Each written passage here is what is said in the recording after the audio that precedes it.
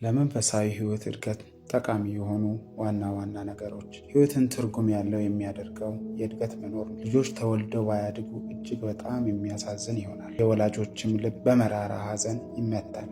መወለድ ደስ የሚለው ማደግ ስላለ ነው። መንፈሳዊ እድገትን በብዙ ነገሮች ላይ ይመካል። ለመንፈሳዊ እድገት አስፈላጊ የሆኑ ነገሮችን ዛሬ እናያለን። አንደኛና የመጀመሪያው የእግዚአብሔር ቃል ነው። ሰው ተወልዶ ወደዚህ ዓለም ከመጣበት ጊዜ ጀምሮ በሕይወት ዘመኑ ሁሉ ለመኖርም ሆነ ለማደግ ምግብ መመገብ አለበት። ያለ ምግብ ለማደግ ቀርቶ ለመኖርም እንኳን አይቻልም። አካላችን የሚገነባውና የሚያድገው በምግብ ነው። ባዮሎጂስቶች እንደሚሉት ምግብ ለሰውነት ኃይል ይሰጣል፣ የሰውነታችንን ሙቀት ይጠብቃል፣ ሰውነታችንን ይገነባል። ፈረንጆች አንድ አባባል አላቸው፣ እንደበላኸው እንዲሁ ነህ ይላሉ። እንጀራ ወይም ምግብ ለአካላችን ግንባታ እድገትና በሕይወትም ለመኖር አስፈላጊ እንደሆነ ሁሉ በመንፈሳዊ ሕይወትም ለማደግ ሆነ ለመኖር መንፈሳዊ ምግብ ያስፈልገናል። ያለ መንፈሳዊ ምግብ መንፈሳዊነት አይገኝምና በመንፈሳዊ ሕይወት ወይም በክርስትና ጸንተን መቆምና በእድገት ጎዳናም መገስገስ የምንችለው የእግዚአብሔርን ቃል በየጊዜው መመገብ ስንችል ብቻ ነው። ጌታ ኢየሱስ በሰይጣን በተፈተነ ጊዜ ከመለሰለት መልሶች መካከል አንደኛው ይህንን ሐቅ ጥርት አድርጎ ያሳየናል። ሰው ከእግዚአብሔር አፍ በሚወጣው ቃል ሁሉ እንጂ በእንጀራ ብቻ አይኖሩም ተብሎ ተጽፏል አለው በማቴዎስ ወንጌል ምዕራፍ 4 ቁጥር 4። ያለ ምግብ ሕይወት፣ ያለ እግዚአብሔርም ቃል መንፈሳዊነት የለም። በመለኮታዊው ባህሪ እየገነባንና እያዳበርን ለእግዚአብሔር ያለንን የፍቅር ግለት ጠብቆ በብርታትና በኃይል እንድንራመድ የሚያደርገን የእግዚአብሔር ቃል ነው። መጽሐፍ ቅዱስን በምናነብበት ጊዜ ነፍሳችንን በቃሉ እንመግባታለን። ሕፃን ገና ሊወለድ ምግብ ሊያገኝ የሚችለው ከእናቱ ጡት ወይም በጡጦ ተደርጎ ከሚሰጠው ወተት ነው። ለተወሰነ ጊዜ ከዚህ ሌላ ምግብ መውሰድ አይችልም። ከተወለደ ጥቂት ወራት በኋላ ለስላሳ ምግብ መውሰድ ይችላል። ባደገና በጠነከረ ቁጥር ደግሞ ማንኛውንም ጠንካራ ምግብ መመገብ ይችላል። የእግዚአብሔር ቃል በማንኛውም መንፈሳዊ ዕድሜ ላይ ለሚገኙ አማኞች የሚሆን የተመጣጠነ ምግብ አለ። ስለሆነም የነፍስን ጥማት አርክቶ ለእግዚአብሔር ያለንን የፍቅር ግለት እየጠበቀ ክርስቶስን እየመሰልን እንድንሄድ ያደርገናልና። ሐዋርያው ጴጥሮስ በመልእክቱ ስለ ቃሉ ተመጣጣኝ ምግብነትን እንዲህ ይላል። በአንደኛ ጴጥሮስ ምዕራፍ 2 ከቁጥር 2 ላይ ጌታ ቸር መሆኑን ቀምሳችሁ እንደሆነ ለመዳን በእርሱ እንድታድጉ አሁን ተወለዱ። ሕፃናት ተንኮል የሌለበትን የቃሉን ወተት ተመኙ። በዚህ የመጽሐፍ ቅዱስ ክፍል ላይ የምናየው ሕፃን ጠንካራ ምግብ መመገብ ስለማይችል ወተት የሚያስፈልገው በመንፈስ ገና የተወለዱ አዳዲስ ክርስቲያኖችም ምስጢሩን ለመረዳት ከባድ ያልሆነውን የመጀመሪያ ትምህርቶችን ከእግዚአብሔር ቃል መማር ይችላል። የቃሉ ወተት የተባለው ያ ነውና። እያደጉና እየጠነከሩ በሄዱ ጊዜ ግን ጠንከር ያለውን ሐሳብ መማርና መቀበል ይችላል። በዕብራውያን መልእክት ውስጥ ጠንካራ ምግብ ክፉና ደጉን ለመለየት የለመደ ልቦና ላላቸው ሰዎች እንደሆነ ተጽፏል በዕብራውያን ምዕራፍ 5 ቁጥር 12 እስከ 14። ስለዚህ በመንፈስ ገና ሕፃን ከሆንበት ጊዜ አንስቶ የብስለት ደረጃ ላይ እስክንደርስ ድረስ የሚረዳንን ምግብ ከቃሉ ማግኘት እንችላለን። ሰው ምግብ ባይበላ ሰውነቱ ሊጎዳና ወደ ሞትም ሊያዘግም ይችላል። የምግብ እጦት የሚያደርሰውን የረሃብ እልቂት ሁላችንም በዓይናችን ተመልክተናል። የእግዚአብሔርን ቃል የማትመገብ ነፍስ መንፈሳዊ የረሃብ አለንጋ ይገርፋታል። ቃሉን የተነፈገች ነፍስ እየከሳች እየገረጣችና እየተጎሳቆለች ትሄዳለች። ስለዚህ መንፈሳዊ ሕይወታችን እንዲያድግና እንዲዳብር ቃሉን ከመመገብ ሌላ አማራጭ ነገር የለም። ሰው አንድ ጊዜ ብቻ በበላው አይኖርም። ያለፈው ቀን የተበላው ለዛሬ ስለማይሆን ኑሮ እንደፈቀደልን በየቀኑ የተወሰነ ጊዜ ያህል እንበላለን። ነፍሳችንን የእግዚአብሔርን ቃል መመገብ የሚኖርብንም እንደዚሁ ነው። በአንዳንድ አማኞች ቤት ውስጥ መጽሐፍ ቅዱስ ሳይነበብ አዋራ ጠጥቶ ሲቀመጥ እንደማየት አሳዛኝ ነገር ምንም የለም። አንድ ጊዜ በአንድ ሀገር አንዲት አማኝ ከቤተ ክርስቲያን ስትመለስ የፀሐይ መነጽሯ ጠፍቶባት የቤቷ ስርቻ ሁሉ ሳይቀር ፈለገችና ሳታገኘው ቀረች። 6 ወራት ካለፉ በኋላ አንድ ቀን መጽሐፍ ቅዱስ አንስታ ለማንበብ ስትከፍት የጠፋባትን መነጽሯን አገኘችው። መነጽሩ የጠፋ ቀን ቤተ ክርስቲያን መጽሐፍ ቅዱሷን ይዛ ሄዳ ስለነበረ የዚያን ቀን መነጽሩን አጣጥፋ ከመጽሐፍ ቅዱሱ መካከል አስቀምጣው ረስታው ኖሯል። ይህቺ ሴት መጽሐፍ ቅዱሷን በየጊዜው የምታነብ ቢሆን ኖሮ ይህን ያህል ጊዜ ሳትቆይና ብዙም ሳትደክም መነጽሯን ወዲያው ልታገኘው ትችል ነበር። የእግዚአብሔርን ቃል እንደዚች ሴት በየዕለቱ አለማንበብ መንፈሳዊ ሕይወትን ይጎዳል። አንዳንድ ጊዜ ከአንዳንድ አማኞች አንደበት ስራ ስለበዛብኝ መጽሐፍ ቅዱሴን ለማንበብ ጊዜ የለኝም የሚል ቃል ሲወጣ ይሰማል። በጣም የሚገርመው ጊዜ እንዳጡ የሚናገሩት እነዚህ ሰዎች በቀን 2 እና 3 ጊዜ ለስጋቸው የሚሆነው ምግብ ለመብላት ጊዜ ማግኘታቸው ነው። የሆዳቸውን ጉዳይ ካልረሱና ጊዜ ካላጡ ነፍሳቸውን ለ10 እና ለ15 ደቂቃ ያህል ቃሉን ለመመገብ ጊዜ ሊያጡ አይገባም። የሆድ ነገር ቀጠሮ አይሰጥ ስንል መንፈሳዊውንም ነገር ለነፍሳችን ለመመገብ ጭምር ቢሆን ከጉዳት ላይ አንወድቅም። የእግዚአብሔር ቃል ለቀመሰው ከማርና ከማር ወለላ ይልቅ ጣፋጭ ነው። መዝሙር 19:10 ነፍሳችንን ሁል ጊዜ ይህንን ጣፋጭ ምግብ ብንመግባት መንፈሳዊ ሕይወታችን ከዚህ በታች በተዘረዘሩ መንገዶች እየተገነባን ማደግ እንችላለን። አንደኛ፣ እምነታችን ያድጋል። አንዳንድ ሰዎች የመንፈሳዊ እድገትን ምንነት መግለጽ ይፈልጋሉ። በእምነት ማደግ የሚለው ቃል መጠቀም ይመረጣል።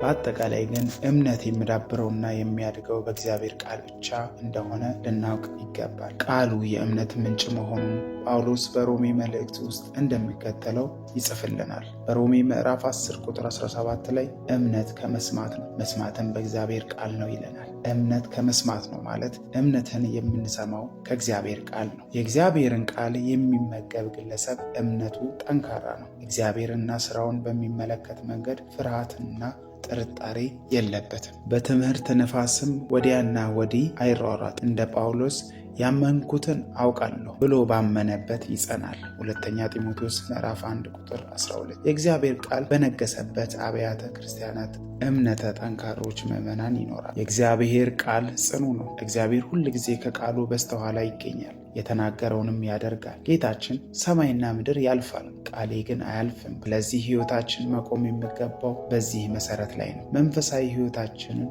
በየጊዜው መመገብ የሚገባውና መፋፋት የሚችለው በእግዚአብሔር ቃል ነው። ስለሆነም እምነት ገንቢ የሆነውን ቃሉን ነፍሳችንን ከመመገብ ቸል ልንል አይገባም። እያንዳንዳችን ለራሳችን ኃላፊነት አለብንና። ሌላኛው ሁለተኛ ደግሞ ትኩረትን ይሰጠናል። የክርስትና ግብ ክርስቶስን መምሰል ነውና ክርስቶስንም ለመምሰል ክርስቶስን ማየትና ማወቅ ይጠይቃል። የእግዚአብሔርን ቃል ስናነብ ሐሳባችን፣ አእምሯችን በኢየሱስ ክርስቶስ ላይ ያተኩራል። ስለዚህ እውነት ጌታ ራሱ ነግሮናልና መጽሐፍ ቅዱሳችን እንደዚህ ይላል በዮሐንስ ወንጌል ምዕራፍ 5 ቁጥር 39 እናንተ በመጽሐፍት የዘላለም ሕይወት እንዳላችሁ ይመስላችኋልና እነርሱም ስለ እኔ የሚመሰክሩ ናቸው ይላል። ጌታ ይህንን ቃል ሲናገር የእግዚአብሔር ቃል የሚመሰክረው ስለ እርሱ እንደሆነ ለማስተዋል የሚረዳ ቃል ነው። ስለዚህ ቃሉን በማንበብ በኢየሱስ ላይ ማተኮር ይቻላል። ናፖሊዮን በጦር መሪነት ችሎታው ያገኘውን ስኬት ያደንቁ የነበሩ አንዳንድ ሰዎች አንድ ጊዜ ወደ እርሱ ቀረቡና እንዲህ ታላቅ መሪ ሊያደርግህ ያበቃው ምስጢር ምንድን ነው ብለው ጠይቁት። በአጭሩ ትኩረት ነው ብሎ መልሰዋል። እንደ ታሪክ ደግሞ ናፖሊዮን በአንድ ጊዜ አንድ ነገር ላይ ብቻ ማተኮር የሚወድ ሰው ነበረ ይባላል። እና ምን ልላችሁ ፈልጌ ነው፣ አብዝተን የምናየውና አይኖቻችን የሚያተኩሩበት ነገር ሕይወታችንን የመሳብ ኃይል አላቸው። ለዚህም ነው ሐዋርያው በዕብራውያን ምዕራፍ 3 ቁጥር 1 ላይ የሃይማኖታችንን ሐዋርያና ሊቀ ካህናት ኢየሱስ ክርስቶስን ተመልከቱ የሚለን። ሐዋርያው ጳውሎስ ለቆሮንቶስ ሰዎች እንዲህ ይላል፣ እኛም ሁላችን በመጋረጃ በማይከደን ፊት የጌታን ክብር እንደ መስታወት እያብለጨለጭን መንፈስ ከሚሆን ጌታ እንደሚያደርግ ያንን መልክ እንመስል ዘንድ ከክብር ወደ ክብር እንለወጣለን ይላል። ሐዋርያው ማስተማር የፈለገው በጸጋ የዳኑ ክርስቲያኖች እንደ ብሉይ ኪዳን ሰዎች የጌታ ክብር በመጋረጃ እንደማይሸፈንባቸውና ሕሊናውን በግልጽ አይተው እንደ መስታወት መልሰው ያንን ያዩትን መልክ መፈንጠቅ እንደሚችሉ ነው። የክርስቶስን ክብር ማየትና ያንን ያየነውን ሌሎች በእኛ ሕይወት ውስጥ እንዲያዩት ክብሩን መልሰን ማንጸባረቅ እንችላለን ማለት ነው። ይህ ሁሉ የሚሆነው ግን ትኩረታችን ኢየሱስ ላይ ሲሆን ነው። ይህንን የክርስቶስን መልክ ደጋግመን ባየን ቁጥር ስለ እርሱ ቀደም ብለን ያላየነውን አዲስ ነገር እንመለከታለን። እርሱ ላይ ስናተኩር ስለ እርሱ ያለን ዕውቀት ይጨምራል። ይህም ባህሪያችንን ይስባል። ለዚህ ነው ዮሐንስ በመልእክቱ ወዳጆች ሆይ አሁን የእግዚአብሔር ልጆች ነን፣ ምንም እንደምንሆን ገና አልተገለጠም። ዳሩ ግን ቢገለጥ እርሱ እንዳለ እናየዋለን፣ እርሱንም እንድንመስል እናውቃለን ይላል። ወገኖች ስለ ማየት ስንናገር አየት አድርጎ መመለስ ማለት ሳይሆን ፈዘዝ ብሎ ስለ መመልከት መናገራችን ነው። ዓይናችን ከእርሱ ካልተነሳ ሁል ጊዜ ስለ እርሱ አዳዲስ ነገሮችን መማርና ማወቅ እንችላለን። አዳዲስ ነገሮችን ማወቃችን ደግሞ ለእድገታችን አስፈላጊ ነው። ብዙ ጊዜ አዲስ ነገር የማይማሩና የማይለማመዱ ሁል ጊዜ የድሮውን ብቻ ማውራት የሚወዱ ክርስቲያኖች ቢኖሩ የችግራቸው ምክንያት እስካሁን ድረስ የተመለከትናቸውን ነገሮች ካለማድረጋቸው የተነሳ ነው። ክርስቶስ ላይ ማተኮሩን ያላቆመ አማኝ ሕይወቱ በየጊዜው እድገትን ያሳያል። እንደ እውነቱ ከሆነ ሰለሞን ያልሞተ ውሻ ከሞተ አንበሳ ይሻላል ይላል በመክብብ ምዕራፍ 9 ቁጥር 4። ልክ እንደዚሁ ዛሬ የማይኖሩትን ያለፈ ጀብድ ከማውራት ዝም ማለቱ ይመረጣል። ይህንንም ለማለት የምደፍረው በክርስትና ሕይወት መቆየትና ለማነቃቃት ወይም ለማቃለል አይደለም። ነገር ግን ክርስቲያን ለጌታ ያለው ፍቅር ትኩስ መሆን እንዳለበት ለማሳሰብ ነው። ዓይኖቻችን ኢየሱስ ላይ ያተኮሩ ስንል ምን ማለታችን ነው? ኢየሱስ ክርስቶስን በሥጋ ዓይናችን ማየት ስለማይቻል ይህ እንዴት ይቻላል ብሎ ግራ የሚጋባ ሰውን ቢኖር መልሱ ኢየሱስን ማየት የምንችለው ቃሉን በመመልከትና በማንበብ ነው። በብሉይ ኪዳንም ሆነ በአዲስ ኪዳን ገጾች ውስጥ በጥላ መልክ ሆነ በቀጥታ የተጻፉት ነገሮች ሁሉ የሚጠቁሙን ወደ ኢየሱስ ነው። ስለዚህ እርሱ ላይ በማተኮራችን በባህሪ እርሱን ወደ መምሰል እንድንሳብ የእግዚአብሔርን ቃል በየጊዜው ማንበብ አለብን። ሶስተኛው ደግሞ አቅጣጫ የሚመራ ካርታ ይሆንልናል የእግዚአብሔር ቃል። በምዕራቡ ሀገር የእግዚአብሔር ቃል ወይም መጽሐፍ ቅዱስ በመንፈሳዊ ጉዟችን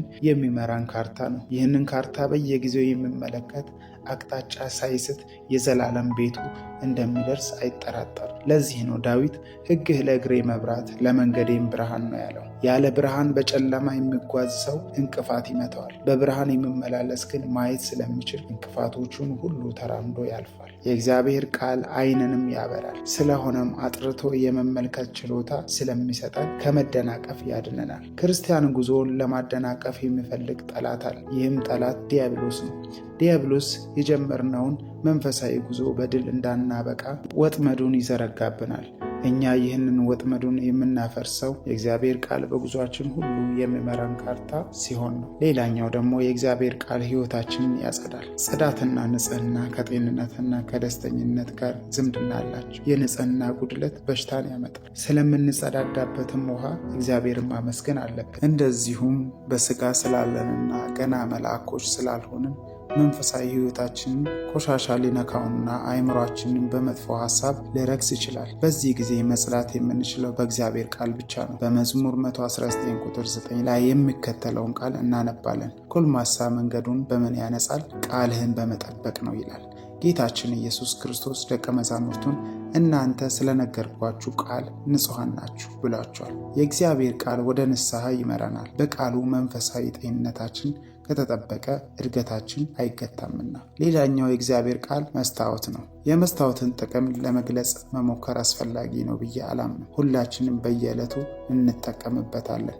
ያዕቆብ በመልእክቱ የእግዚአብሔር ቃል ልክ እንደ መስታወት ሆኖ እንደሚያገለግል ያስተምረናል። እንደ መስታወት ስለኛ ሕይወት ትክክለኛውን ነገር ቁልጭ አድርጎ የሚያሳየን የእግዚአብሔር ቃል ነው። ስለሆነ መስታወት በየዕለቱ ማየት እንደሚያስፈልገን ቃሉን በየቀኑ ማንበብ አለብን። ቃሉን ከማንበብ ተግሳጽን፣ ምክርን፣ መጽናናትን እናገኛለን። የእግዚአብሔር ቃል ሌላኛው ጠላትን የምንዋጋበት ሰይፍ ነው። ክርስቲያን ጠላት እንዳለው ቀደም ብለን ገልጸናል። የክርስቲያን ጠላት ሰይጣን ወይም ዲያብሎስ ክፉ በማድረግ የብዙ ሺህ ዓመታት ልምድ አለው። በተፈጥሮም እንደኛ በስጋና በአጥንት የተወሰነ አይደለም፣ መንፈስ ነው። ፈቃዱን የሚፈጽምለት የክፋት ሰራዊቶች አሉት። ይህንንም በመገንዘብ ሐዋርያው ጳውሎስ የኤፌሶን ክርስቲያኖችን መጋደላችሁ ከደምና ከስጋ ጋር ስላይደለ በራሳቸው ኃይል ሰይጣንን ስለማያሸንፉት የእግዚአብሔርን ዕቃ ጦር ሁሉ እንዲለብሱ ይጠይቃቸዋል።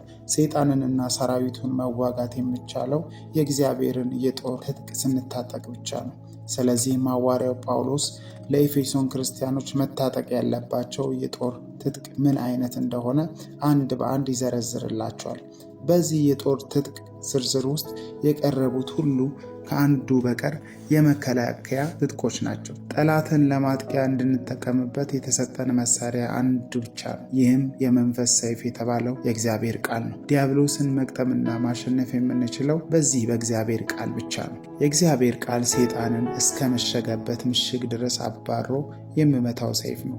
ሰይጣን ምሽግ የሚሰራው የት ነው ካላችሁ በሁለተኛ ቆሮንቶስ ምዕራፍ 10 ቁጥር 4 ላይ የሚከተለው እናነባለን። የጦር ዕቃችን ስጋዊ አይደለምና ምሽግን ለመስበር ግን በእግዚአብሔር ፊት ብርቱ ነው። የሰውን ሐሳብ በእግዚአብሔርም እውቀት ላይ የምነሳውን ከፍ ያለውን ነገር ሁሉ እናፈርሳለን። ለክርስቶስም ለመታዘዝ አእምሮን ሁሉ እንማርካለን።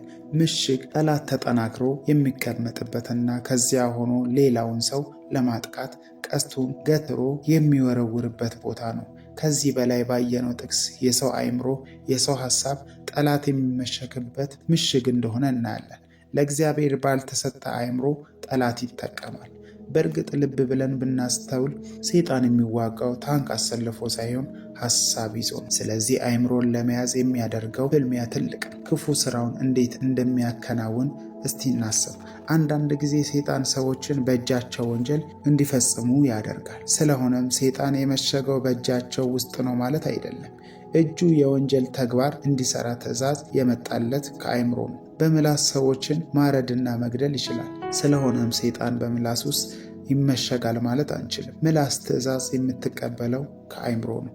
የሰውነታችን ብልቶች ሁሉ የምታዘዙት በአእምሮ ነውና ሰይጣን አእምሮ ውስጥ ለመመሸግ የምታገለው ለዚህ ነው። በተግባር የምናደርገው ማንኛውም ነገር ከአእምሮ ውስጥ የመነጨ ሐሳብ ነው።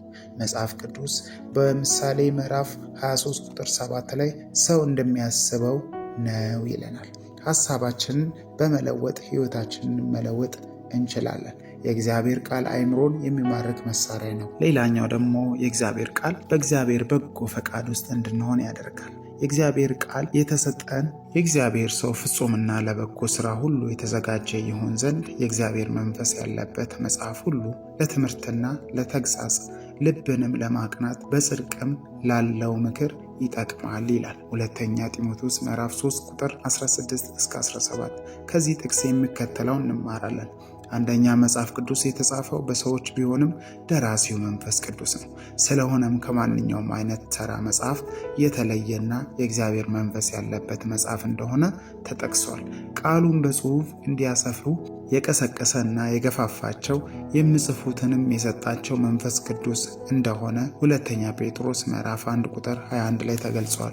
ሌላኛው ደግሞ ይህ ቃል በማንበብ የእግዚአብሔር ሰው ፍጹምና ለበጎ ሥራ ሁሉ የተዘጋጀ ይሆናል። በዚህ ቦታ ፍጹም የሚለው ቃል የቀረበው ብቁ ለማለት ነው። ሌላኛው ደግሞ ለበጎ ሥራ ሁሉ ያዘጋጃል የሚለው ቃል የእግዚአብሔርን በጎ ፈቃድ ያመለክታል። ለትምህርት ይጠቅማል የሚለው ደግሞ ትምህርት እውነትን የምናውቅበት ነውና ስለ እግዚአብሔር እውነታዎች መሰረታዊ ትምህርት የምንቀስመው ከዚህ መጽሐፍ ነውና ማወቅ ወይም መማር እንዲሁም ለተግሣጽ ይረዳናል። ሰለሞን ተግሣጽን የሚወድ በሕይወት መንገድ ይሄዳል፣ ዘለፋን የሚተው ግን ይስታል ይላል ምሳሌ 10 ቁጥር 17። የእግዚአብሔር ቃል ጥሩ ምክርና ተግሣጽ ይሰጠናል። ልብን ለማቅናት ይጠቅማል። ከመስመር ስንወጣ ወደ ቀናው መንገድ የሚመልሰው የእግዚአብሔር ቃል ነው። ሁለተኛው ደግሞ ጸሎት ነው። ከእግዚአብሔር ቃል ጋር ለእድገት ከሚረዱን ነገሮች አንዱ ደግሞ ጸሎት ነው። ጸሎትና ቃሉ ሳይለያዩ አብሮ የሚሄዱ ናቸው። ለጸሎት የግድ የእግዚአብሔርን ፈቃድ ከቃሉ ማወቅ ይጠይቃል። የእግዚአብሔርንም ቃል በጸሎት እንዲሰራ ካላደረግነው አይዋሃድምና በስጋዊ ሕይወታችን መመገብ አስፈላጊ የሆነውን ያህል መተንፈስም አስፈላጊ ነው። አዲስ አየር መቀበል፣ በሳንባችን ውስጥ ያለው የሰራ አየር ደግሞ ማስወጣት ለጤንነት አስፈላጊ ነው። ጸሎት በመሰረቱ ከእግዚአብሔር ጋር መነጋገር ቢሆንም የሕይወታችንን ሸክም አራግፈን አዲስ ብርታትንና ኃይልን የምንቀበልበት መንገድ ነው። መተንፈስ ባይኖር መኖር እንደሌለ ያለ ጸሎት የክርስትና ሕይወትን መኖር አይቻልም። በጸሎት ለእግዚአብሔር የልባችንን ሐሳብ ሁሉ እንናገራለን። በጸሎት እግዚአብሔርም ለልባችን ይናገራል። ስለሆነም ጸሎት ከመንፈሳዊ አባታችን ጋር የምንነጋገርበት ድምፁንም የምንሰማበት መንገድ ነው። እግዚአብሔር በማንኛውም ሰዓት በጸሎት ብንጠራው እንደሚሰማን በቃሉ ተስፋ ሰጥቶናል። ጌታችን ኢየሱስ ክርስቶስ እንኳ በሥጋ በነበረበት ጊዜ ከአባቱ ጋር የነበረው ግንኙነት የጠበቀው በጸሎት ነው። አዘውትሮ መጸለይ ልማዱ እንደነበረ በወንጌሎች ተጽፏል። ብዙ የእግዚአብሔር ሰዎች የድል ምስጢር ከእግዚአብሔር ጋር የነበራቸው የጸሎት ግንኙነት ጥብቅ በመሆኑ እንደሆነ ብሉይ ኪዳንና አዲስ ኪዳን ያስተምራል። እግዚአብሔር ሰዎችን ልናገርበት የሚችልባቸው ብዙ መንገዶች አሉ።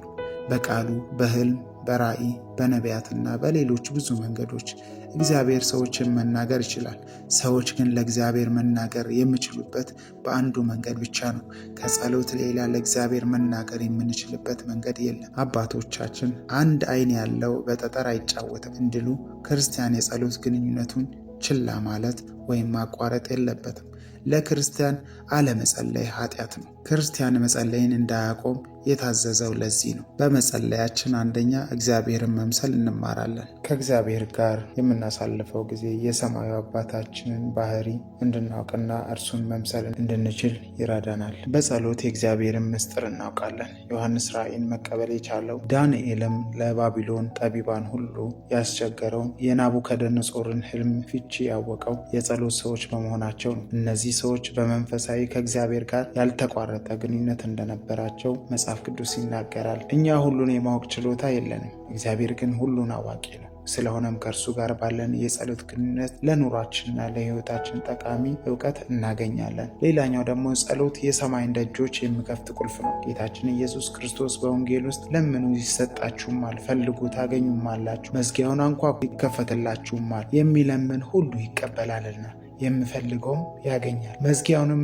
ለሚያንኳኳ ይከፈትለታል ብለዋል። ስለዚህ ጸሎት ከእግዚአብሔር የምንጠይቀውን እንድንቀበል ሰማይን የምንከፍትበት ቁልፍ ነው። ጸሎት በእግዚአብሔር ላይ መመካተንና መተማመንን ያስተምረናል። የክርስትና ሕይወትን ከሚጎዱት ነገሮች አንዱ ጥርጥር ነው። ጥርጥር ፍርሃትንና ጭንቀትን ያስከትላል። ነገር ግን ለጸሎት በምንንበረከክበት ጊዜ እግዚአብሔር በመንፈሱ ከሚያደርግልን አስደናቂ ነገሮች ውስጥ አንዱ በእርሱ መተማመንን መፍጠር ነው። በቃሉ እርሱ ስለ እናንተ ያስባልና የሚያስጨንቃችሁን ነገር ሁሉ በእርሱ ላይ ጣሉት እንደሚል ጭንቀታችንን ለእርሱ ሰተን በእርሱ መተማመንን እንማራለን። ሌላኛውና የመጨረሻው ሶስተኛ የመንፈስ ቅዱስ ሙላት። መንፈሳዊ የሚለው ቃል ራሱ ከመንፈስ ቅዱስ ጋር የተያያዘ ነው። ያለ መንፈስ ቅዱስ መንፈሳዊነት የለምና። መንፈሳዊ ሕይወት ያገኘነው ከቃሉና ከመንፈስ ቅዱስ ዳግም በመወለዳችን ነው። ክርስቲያን ከዳነ በኋላ አካሉ የመንፈስ ቅዱስ መኖሪያ ይሆናል። መጽሐፍ ቅዱስ በደህንነት ጊዜ መንፈስ ቅዱስ እንደሚኖረን ያስተምረናል። ነገር ግን ክርስቲያን ስለ መንፈስ ቅዱስ ያለው ልምምድ በዚያ ብቻ ማብቃት እንደሌለበት ደግሞ ይነግረናል። ከዳንን በኋላ እያንዳንዳችን በመንፈስ ቅዱስ የመሞላት ልምምድ ሊኖረን ይገባል። እንዲያውም በአንድ ስፍራ በመንፈስ ቅዱስ መሞላት እንደ ሌሎቹ የእግዚአብሔር ትእዛዞች ሁሉ ለአማኞች የተሰጠ ትእዛዝ ሆኖ እናያለን። በመንፈስ ቅዱስ መሞላት የክርስትናን ሕይወት ልንኖርበት የምንችልበትና ወንጌልን የምናገለግልበትን ኃይል ከመስጠቱም ሌላ ሕይወታችን በመንፈስ ቁጥጥር ስር እንዲውል ያደርጋል። በመንፈስ ተሞልቶ የሚለው ትእዛዝ በተሰጠበት ቦታ በወይን ጠጅ አትሞሉ የሚል ቃል አብሮ ተጽፏል። በወይን ጠጅና በመንፈስ ቅዱስ መካከል ምንም ተመሳሳይነት የለም። ሐዋርያው ሁለቱን በማነጻጸር ያቀረበበት ዋና ምክንያት ሁለቱም የአንድን ሰው ድርጊት የመቆጣጠር ችሎታ ስላላቸው። በአልኮል የሚሞሉ ሰዎች በአልኮል ቁጥጥር ስር ይውላሉ። ስለዚህ ከሚናገሩት ንግግር እስከ ድርጊታቸው ድረስ ሕይወታቸው በቁጥጥር ስር ውሎ የሚታዘዙት ለአልኮል ኃይል ነው። መንፈስ ቅዱስ ከወይን ጠጅ ጋር የተነጻጸረበት መንገድ ይህ ሲሆን በመንፈስ ቅዱስ መሞላትም እንደዚሁ ሕይወታችን በመንፈስ ቅዱስ ቁጥጥር ስር እንዲሆን ያደርጋል። መንፈስን ስንሞላ መንፈሳዊ እርምጃችን ሁሉ ይቀየራል፣ ድርጊቶቻችንም ሁሉ ይለወጣሉ። በመንፈስ ተሞሉ የሚለው ቃል ከተጻፈበት ቁጥር ቀደም ብሎ ኤፌሶን ምዕራፍ 5 ቁጥር 16-18 ላይ የሚከተለው ምክር ቀርቦልናል። ነገር ግን እላለሁ በመንፈስ ተመላለሱ፣ የሥጋንም ምኞት አትፈጽሙ። ሥጋ በመንፈስ ላይ መንፈስም በሥጋ ላይ ይመኛልና እነዚህ እርስ በርሳቸው ይቀዋወማሉ። ስለዚህ የምትወዱትን ልታደርጉ አትችሉ ይለናል። በመንፈስ ቅዱስ የመሞላት ጥቅም አንደኛ የሥጋ ሥራ እንዳይገዛን ያደርጋል፣ ገላትያ 5:16። ሁለተኛ ደግሞ የመንፈስ ቅዱስ ፍሬዎች በሕይወታችን እንዲዳብሩ ይረዳል። ከዚህ በፊት እንዳየነው ኃይልን እናገኛለን። ኃይልን መልበስ ለመቆምም ሆነ በእድገት ጎዳና በድል ለመሄድ ለሌሎች የወንጌልን ብርሃን ለማብራት አስፈላጊ ነው። ጌታችን ኢየሱስ ክርስቶስ ራሱ በመንፈስ በመሞላትና በመጠመቅ ምሳሌነትን ትቶልናል። መንፈስ ቅዱስ ጸሎታችንን ያግዛል።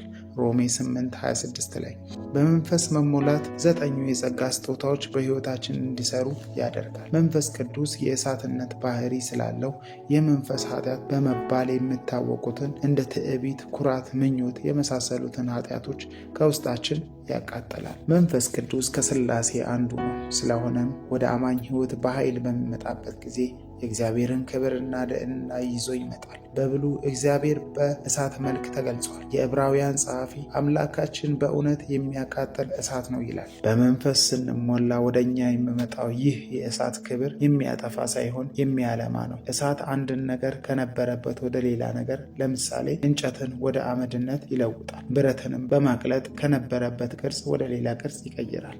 መንፈስ ቅዱስ የእኛንም ሕይወት እንደዚሁ የመለወጥ ኃይል አለው።